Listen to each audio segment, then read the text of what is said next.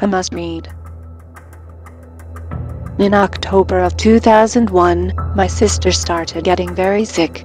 She had stomach spasms and she was having a hard time getting around. Walking was a major chore. It took everything she had just to get out of bed.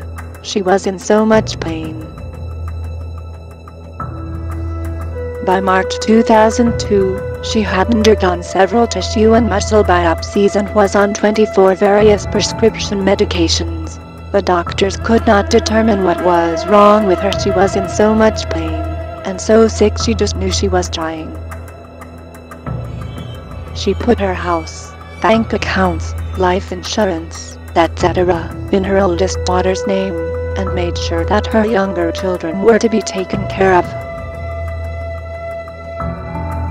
She also wanted her Lester, so she planned a trip to Florida, basically in a wheelchair, for March 22nd. On March 19th, I called her to ask how her most recent tests went, and she said they didn't find anything on the test, but they believe she had MS.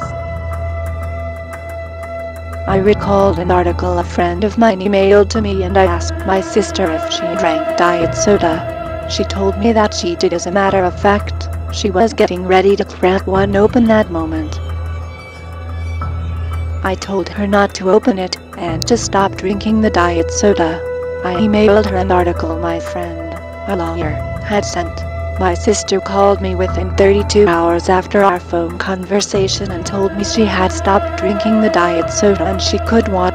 The muscle spasms went away. She said she didn't feel 100%, but she sure felt a lot better. She told me she was going to her doctor with this article and would call me when she got home. Well, she called me and said her doctor was amazed.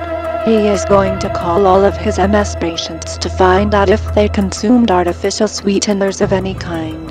In a nutshell, she was being poisoned by the aspartame in the diet soda, and literally dying a slow and miserable death.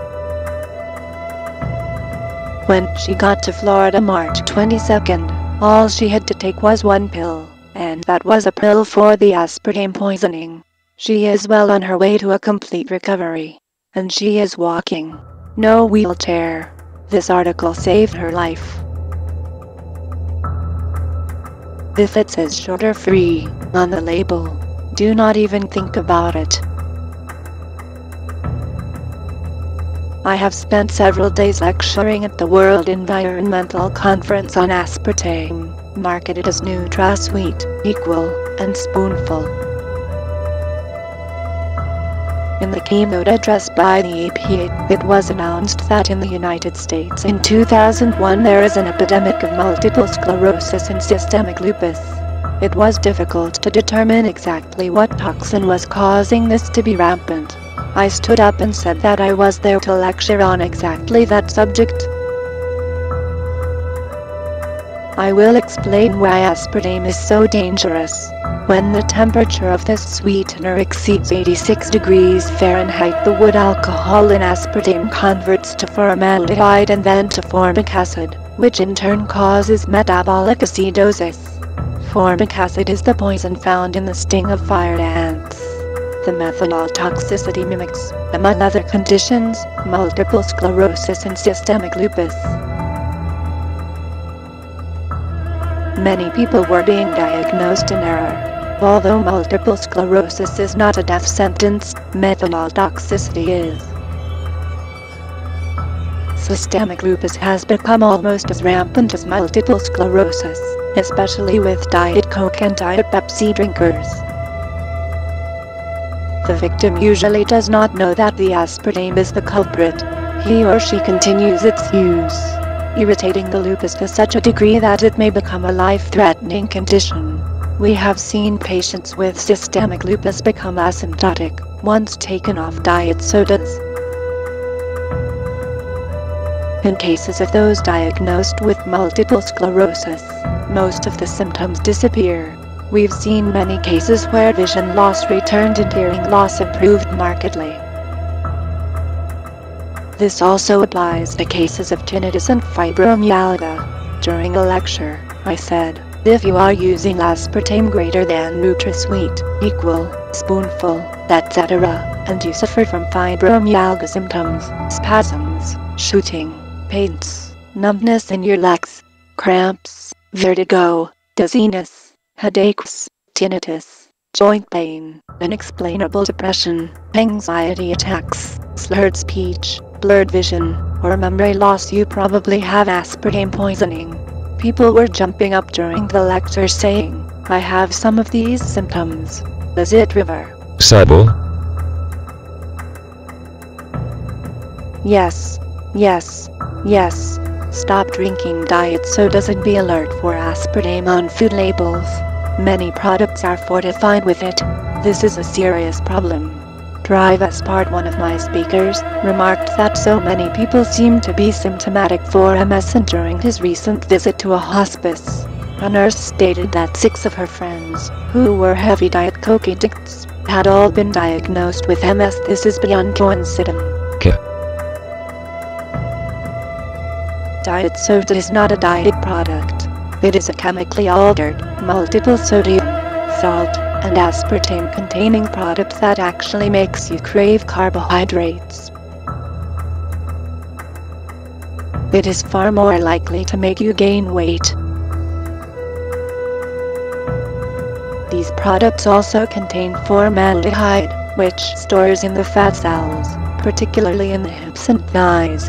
Formaldehyde is an absolute toxin and is used primarily to preserve tissue specimens. Many products we use every day contain this chemical, but we should not store it in our body. Drive H.J. Roberts stated in his lectures that once free of fatty acid products and with no significant increase in exercise, his patients lost an average of 19 pounds over a trial period. Aspartame is especially dangerous for diabetics. We found that some physicians, who believed that they had a patient with retinopathy, in fact, had symptoms caused by aspartame. The aspartame drives the blood sugar out of control. Thus diabetics may suffer acute memory loss due to the fact that aspartic acid and phenylalanine are neurotoxic when taken without the other amino acids necessary for a good balance. Treating diabetes is all about balance, especially with diabetics. The aspartame passes the blood-brain barrier and it then deteriorates the neurons of the brain, causing various levels of brain damage, seizures, depression, manic depression, panic attacks, uncontrollable anger and rage. Consumption of aspartame causes these same symptoms in non-diabetics as well. Documentation and observation also reveal that thousands of children diagnosed with AD and ADHD have had complete turnarounds in their behavior when these chemicals have been removed from their diet. So-called behavior modification prescription drugs, Ritalin and others, are no longer needed. Truth be told, they were never needed in the first place. Most of these children were being poisoned on a daily basis with the very foods that were better for them than sugar. It is also suspected that the aspartame in thousands of pallets of Diet Coke and Diet Pepsi consumed by men and women fighting in the Gulf War may be partially to blame for the well-known Gulf War syndrome. Drive Roberts warns that it can cause birth defects, i.e. mental retardation, if taken at the time of conception and during early pregnancy. Children are especially at risk for neurological disorders and should never be given artificial sweeteners. There are many different case histories to relate of children suffering grand mal seizures and other neurological disturbances, talking about a plague of neurological diseases directly caused by the use of this deadly poison. Herein lies the problem. There were congressional hearings when aspartame was included in 100 different products and strong objection was made concerning its use. Since this initial hearing, there have been 2 subsequent hearings, and still nothing has been done. The drug and chemical lobbies have very deep pockets. Sadly, Monsanto's patent on aspartame has expired. There are now over 5,000 products on the market that contain this deadly chemical, and there will be thousands more introduced. Everybody wants a piece of the aspartame pie. I assure you that Monsanto, the creator of aspartame, knows how deadly it is. And isn't it ironic that Monsanto funds, among others, the American Diabetes Association, the American Dietetic Association, and the Conference of the American College of Physicians? This has been recently exposed in the New York Times. These organizations cannot criticize any additives or convey their link to Monsanto because they take money from the food industry and are required to endorse their products. Senator Howard Meizenbaum wrote and presented a bill that would require label warnings on products containing aspartame, especially regarding pregnant women, children and infants. 10 pt. greater than